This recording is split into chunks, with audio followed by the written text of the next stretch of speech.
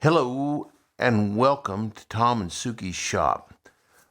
Today I'm going to replace my trusty old mallet that I've had for better part of 40 years.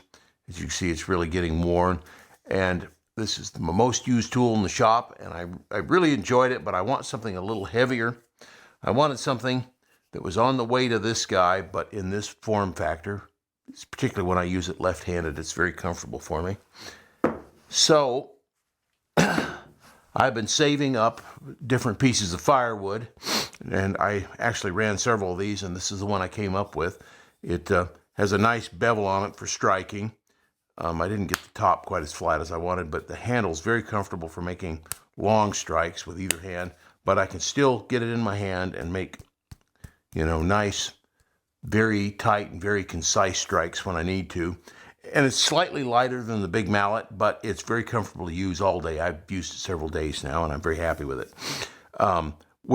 Anytime you make a mallet like this, you've always got to remember it's going to check no matter what you do.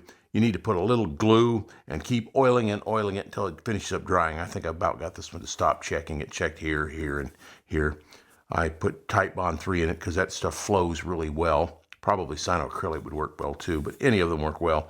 And it stopped the cracking. Otherwise, it would probably just split right in two.